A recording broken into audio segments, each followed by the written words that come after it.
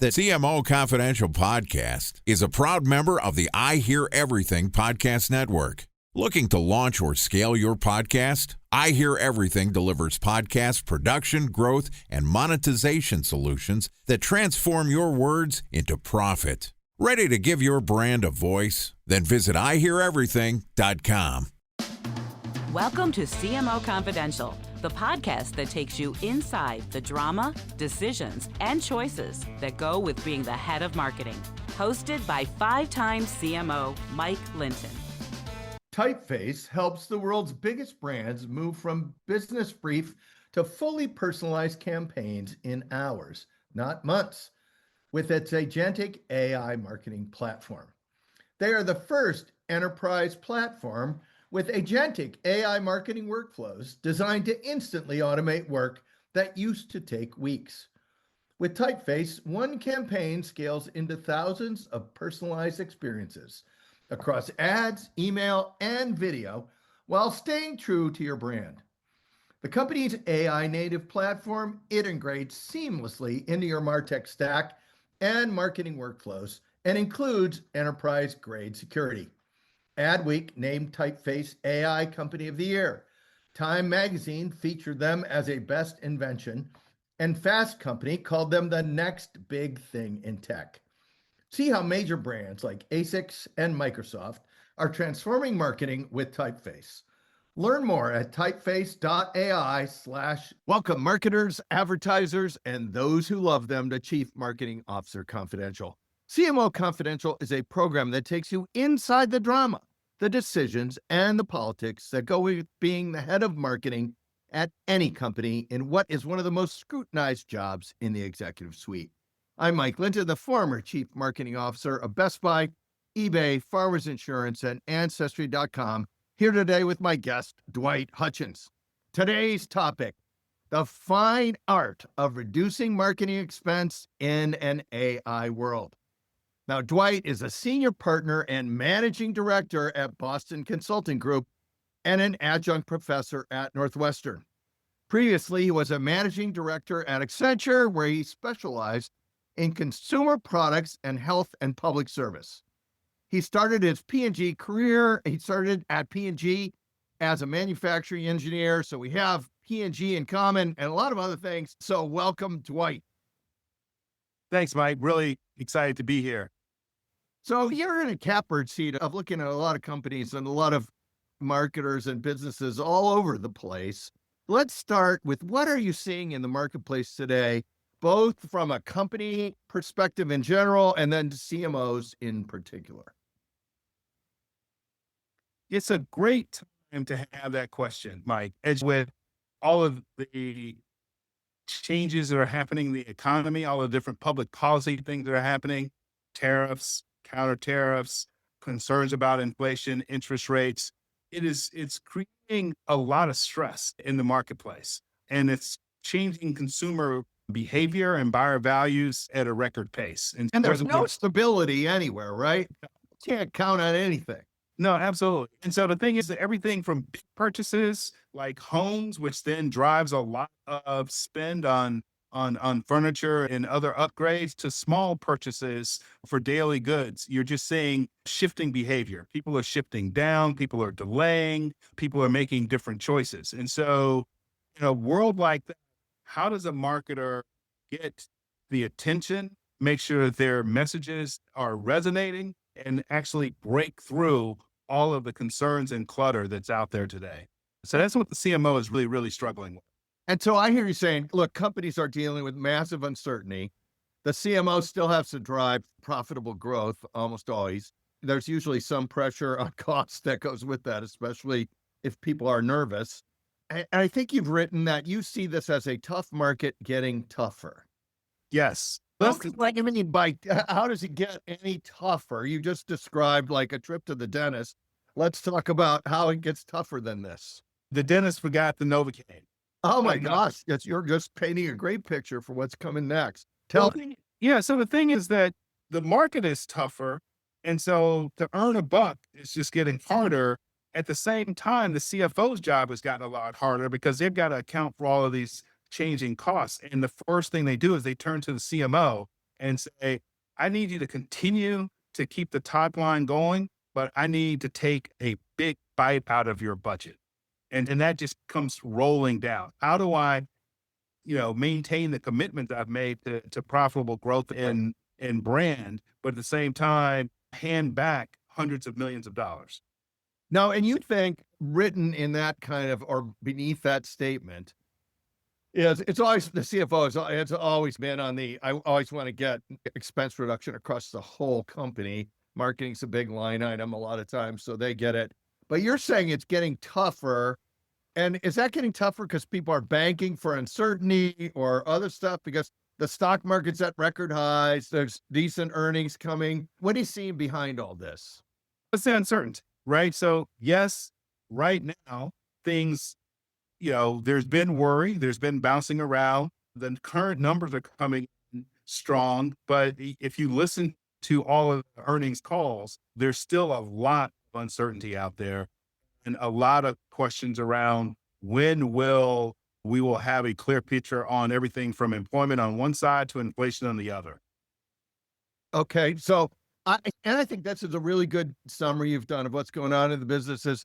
It may look good on the top, but beneath the surface, everyone is paddling like crazy. Yes. Very nervous about how choppy the sea might get.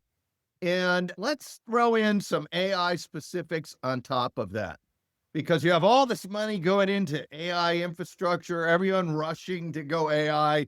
You're seeing all the people say, maybe this thing isn't going to pay out as fast as we thought. Tell us what you see there, and then the pressure, the additional pressure that is putting on everything. We are taking a short break from our discussion for a word from our sponsor, Typeface AI.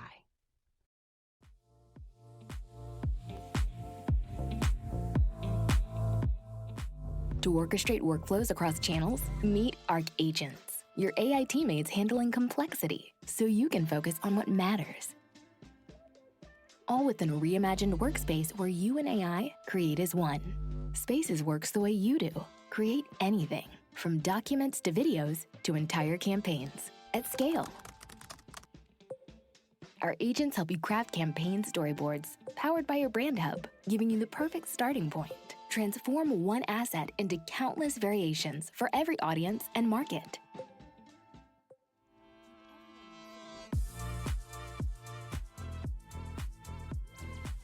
Join industry leaders already reimagining their content lifecycle with Typeface. Welcome to marketing's next chapter, where every story finds its voice.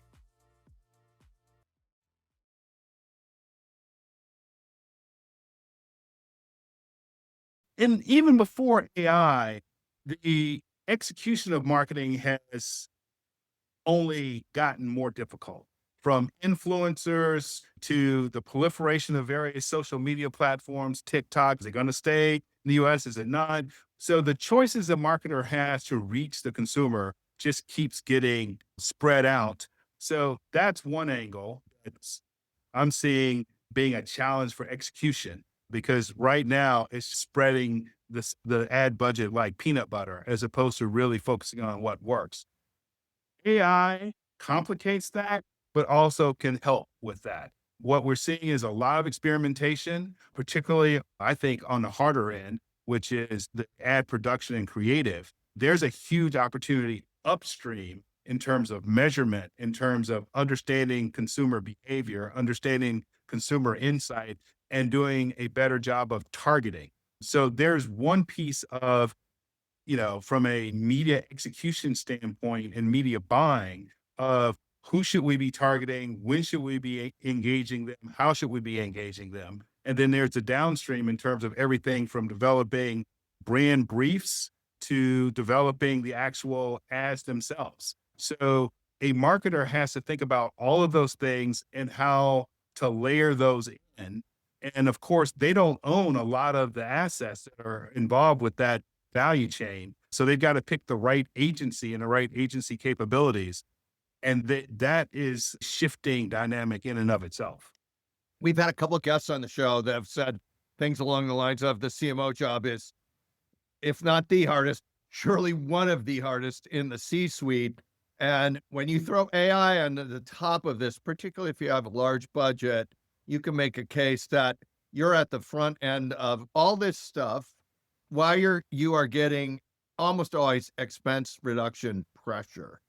And that's kind of, I think that's the topic of the show. And now that we've set the stage, I think one of the concepts I wanted to talk to you about is your thinking is that really all companies, marketers in particular, should be preparing to reduce the expense line while they manage all this complexity, because that's just the way of the world. And that's Darwin at work in the marketplace. Tell us, set the stage for us about how you are looking at this across companies and then marketers, marketing in particular, but companies first, and then we'll dive into how to do it. Right. This reminds me of the also distant past of social media and the advent of social media. And the ad agencies and the value chain was much slower to pivot to social media than the consumer. So a lot of money was still being poured into to traditional media when the eyeballs had massively shifted to social media, and it took years to catch up. And the ones who did it, the ones that did it first and best, saw outsized gains with that. One client I worked with did both. They went through an exercise to get more performance and more cost effectiveness out of their marketing spend, and they took $1 billion out, but then they took and pivoted rapidly to social media. And so that was a game changer. Hey, Dwight, can we go? They took $1 billion out of what, like roughly what percent of the budget was that? That they don't speak about, so I can't, but it's double digits in terms of Okay, so percentage. so we'll say way more than 10%. So that's a massive chunk. And then Yes. you're going to run that. You take that money, and I hear you saying, then you take that money and you turn the marketers loose on new stuff that's working. So you're not stuck doing this incremental move. You are shifting immediately into the big story. Yeah, it lays out how they went through that, and there's a lot of media on it as well. There's a lot of news stories on how they radically transformed by forensically finding money that wasn't performing anymore. It worked before, but it's not working now. And they had to do the analytics to find it and to extract it, and then pivot it to new areas that were working really well. So let's talk about how do you do that? Because since the dawn of marketing time, everyone has been, you got the Wanamaker thing, 50% of my budget is wasted. I just don't know if 50%. There's teams of people constantly looking at this marketing analytical departments, CFOs and everybody. How do you recommend people do this differently? And we're not even talking about the cultural resistance yet. Right. That was what they did, what you did in that $1 billion thing.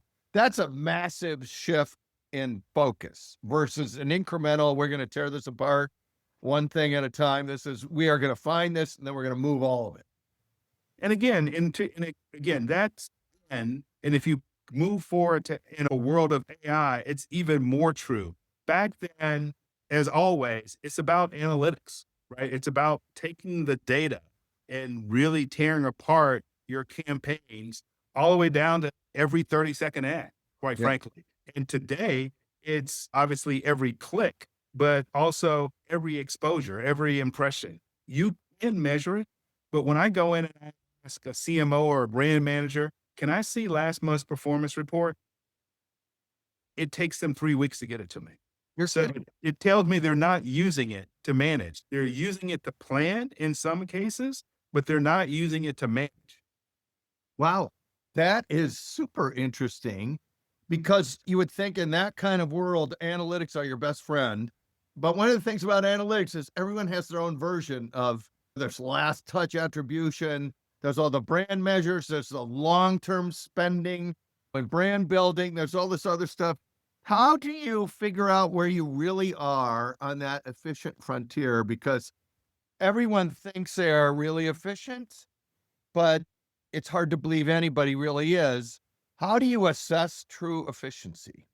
It comes across in a couple of buckets. One is you hold performance equal and you go, okay, how clean is my execution? And it's just basics, right? Oversaturation. In TV, you can, you can waste 50% of your budget. Yeah. In digital, you can waste 90% of your budget. And what do I mean by that? Yeah. So We have seen situations where, and we've all experienced it as a consumer, where a target audience is getting hit by an ad 100 times a week. yeah. And there's a diminishing return somewhere well before 100, right? And so we've calculated as much as 90% of that money was wasted. And it was a significant percentage of the budget, right? And so when there's no science, art, nobody's theory that says 100 times a week is the right number, then if you cut it to 50, it has no impact on your performance, and it cuts your budget in half that you can reinvest somewhere else. So that's the efficiency piece. And we're seeing that from everything from the length of the ad to the quality of the ad to the Yeah, frequency. because if you could go to 15s, you can cut it in quarters. Tell me about you. You also mentioned 90% of your performance money can be wasted. Tell me where you're going with that one. So again, that's on the efficiency side. And the flip side of it, though, it should start with consumers, right? Consumer behavior and buyer values.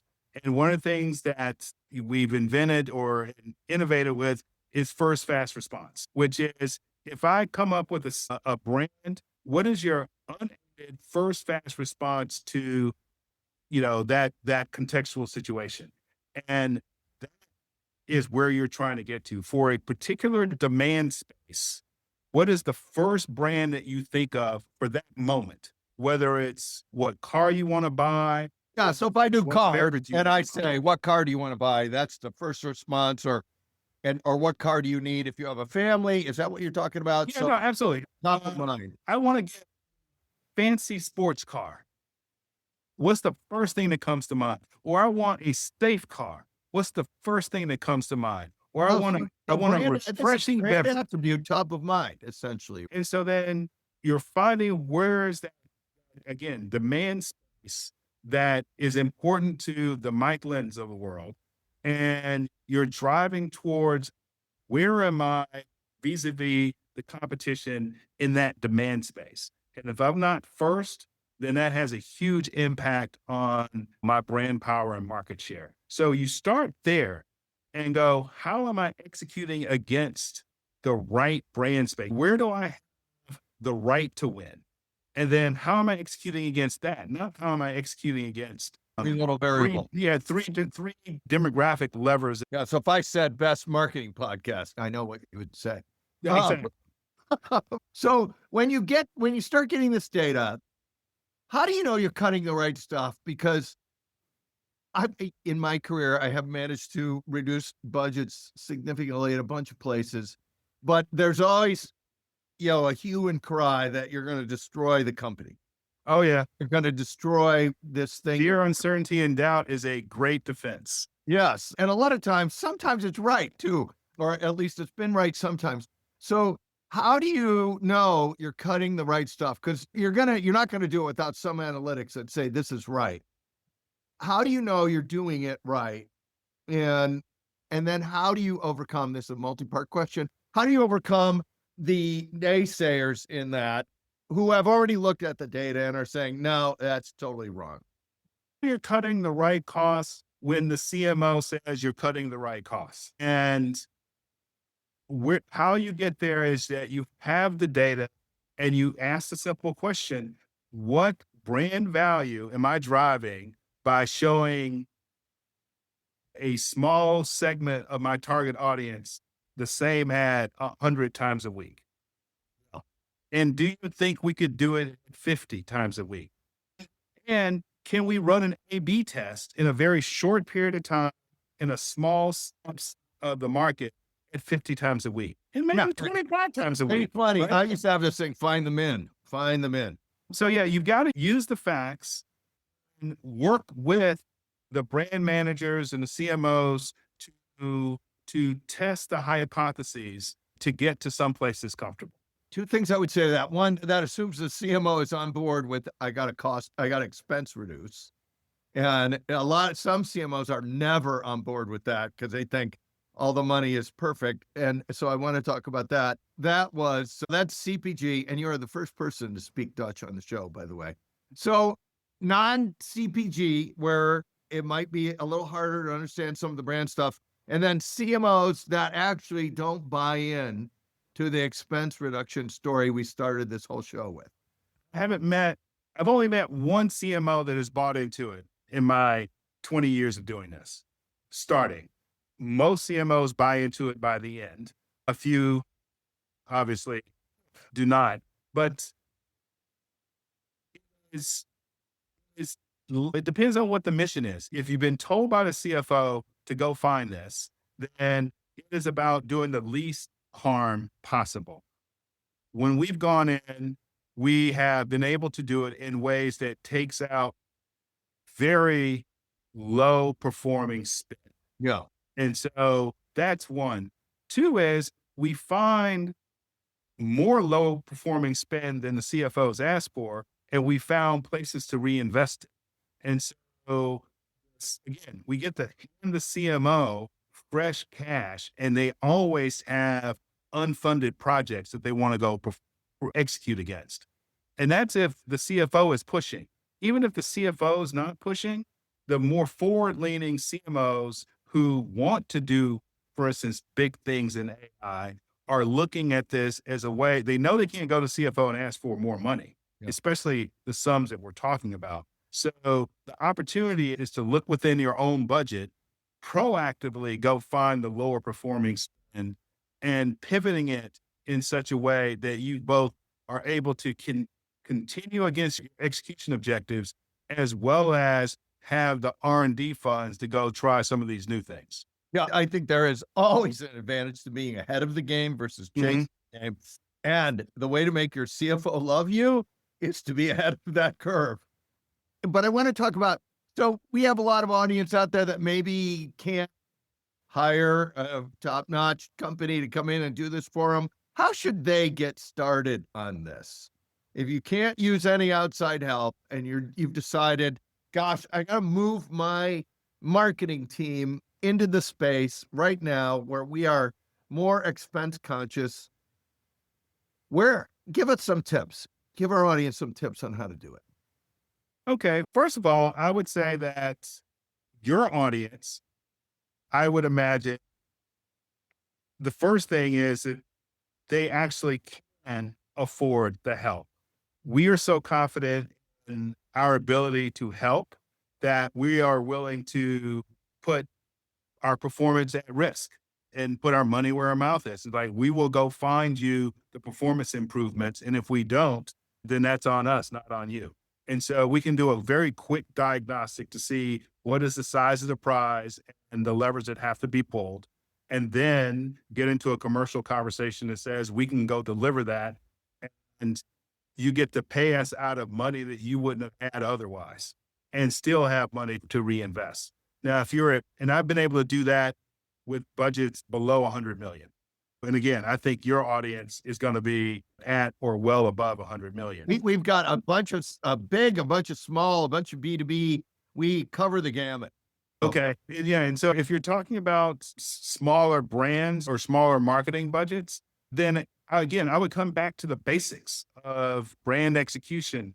I've seen in small budgets out of kilter ratios of non-working to working, where you've spent so much money on on agency fees and production, you don't have enough money to actually buy the media. For everybody in the audience who might not know the difference between working and non-working, working dollars is money that the consumer sees, and non-working is money that is used to get that stuff to the consumer, like producing an ad, like driving your CRM system, et cetera.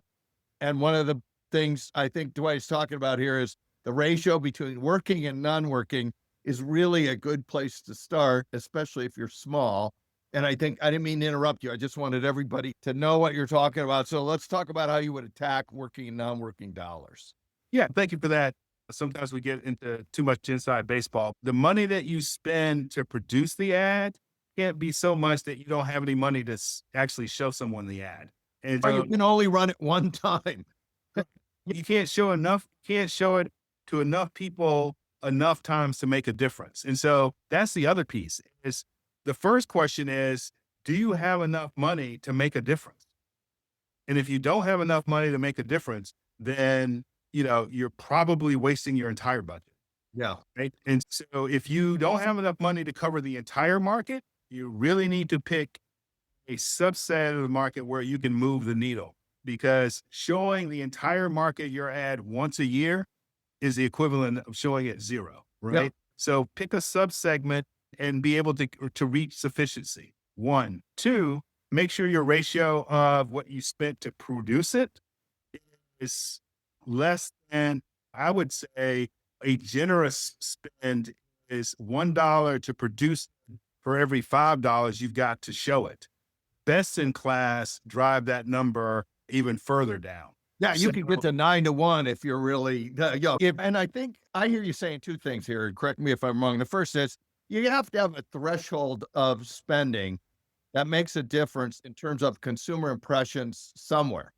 Right. And if you don't have that, it doesn't matter how great your creative or your search word buying is or CRA, you're not going to move the needle in a significant way.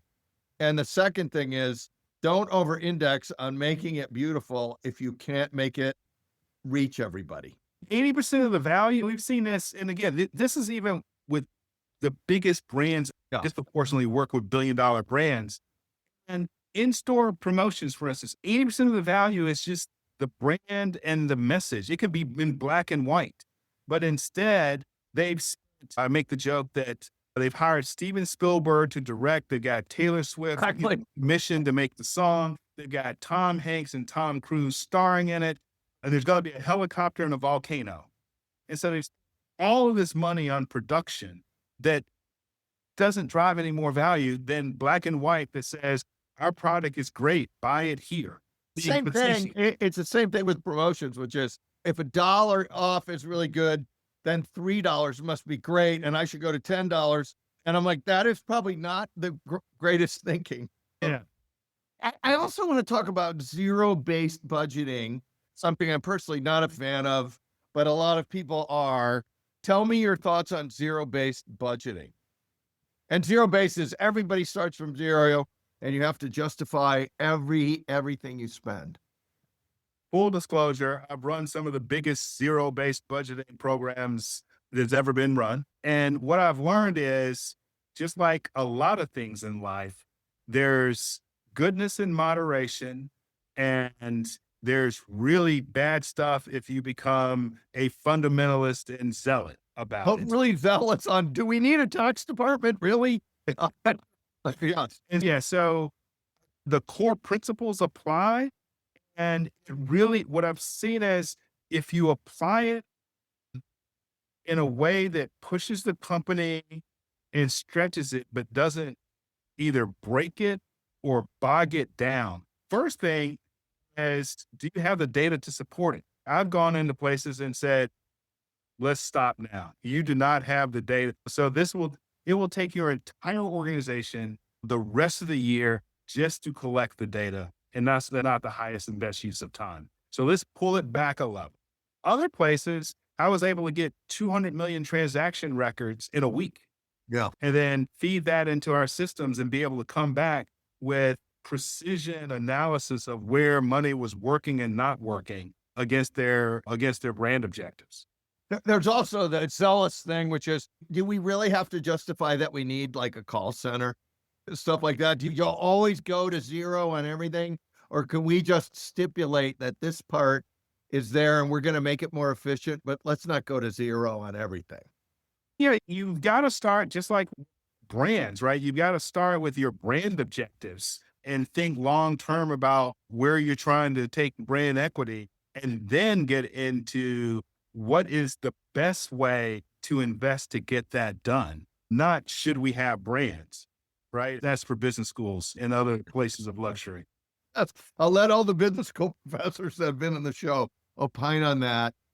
Before we get to our traditional last question, I'm going to ask you too. What are the biggest mistakes marketing leaders are making right now? When we were talking about sufficiency, It sounded like we were just talking about smaller brands and smaller marketing budgets. I have looked at multi-billion-dollar marketing budgets of many companies, and I would say that in some cases, up to half of their spend was not where I would call the sufficiency range. Yeah. And so it was a lot of little campaigns that didn't add up to any master plan or master brand strategy. It was all tactical, local execution. So one of the challenges that CMOs have is in a matrixed organization, global, multi-brand, country led, is that you've got 10,000 flowers blooming and not enough control, particularly in a world in which, again, digital creates many opportunities for success as well as waste. I think that is great insight where you can see you have all these beliefs at all these levels, and that is using up a huge amount of money, but you don't have enough of a pattern to move the market. Last question before we get to our last question. Anything we haven't talked about that you want to share before we go to our traditional last question? So I think it's building off of that, which is CMOs need to fundamentally reimagine and restructure how marketing gets executed across their enterprise. And it's not going to just be the CMO alone, right? Because again, you've got regions and you've got countries and you've got brands, and the powers are diffused for many good reasons and many legacy, but not currently working reasons. And so a fundamental rethink of organizational structure and execution, and even where the line is drawn from insourcing to outsourcing. I think that in many cases, too much has been outsourced. And in some cases, not enough has been insourced. And so a fundamental rethink about that is I think a precondition for taking advantage of any of the other things that we were talking about. Now, I hear you saying in there, inherent in that answer is it's not just about getting more efficient in everything that you do.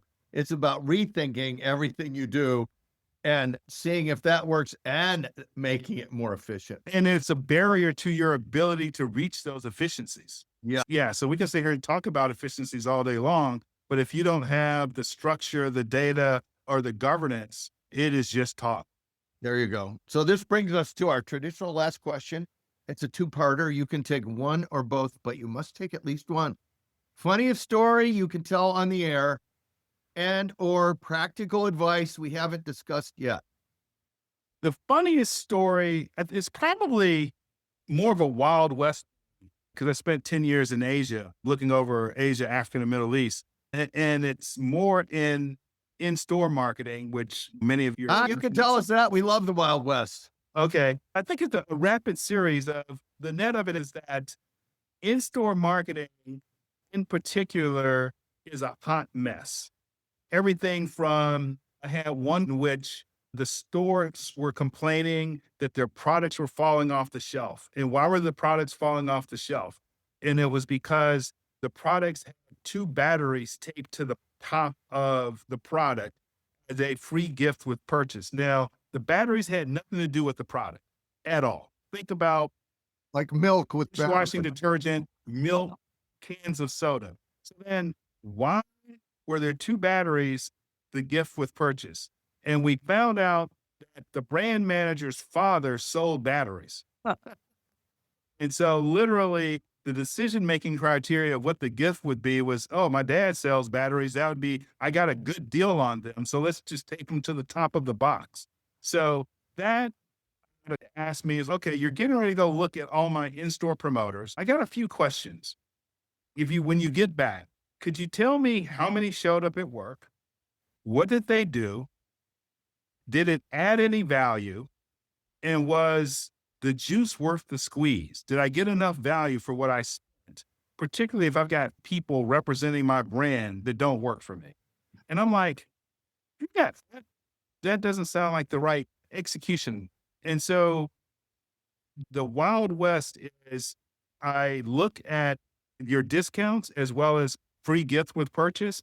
I have yet to find more than 10% of those that worked on Even an ROI basis. 10% be made. I'm thinking of all the other things. It's a good thing he sold batteries and not some other things.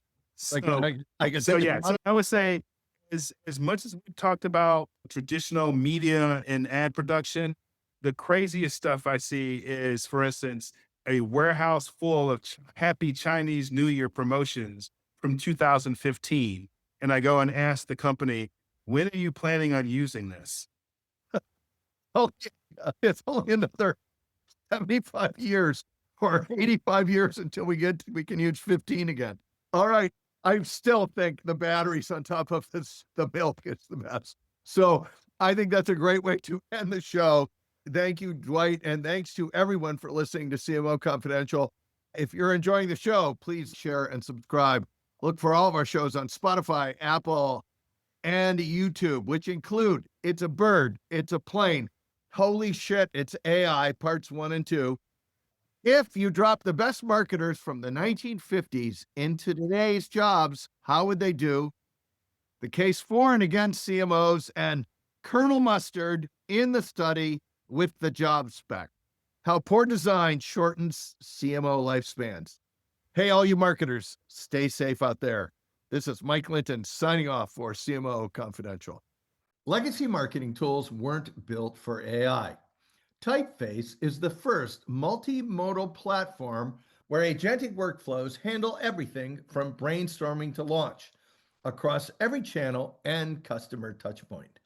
Their AI native design transforms manual marketing tasks into automated workflows that create personalized text, imagery, and video at enterprise scale.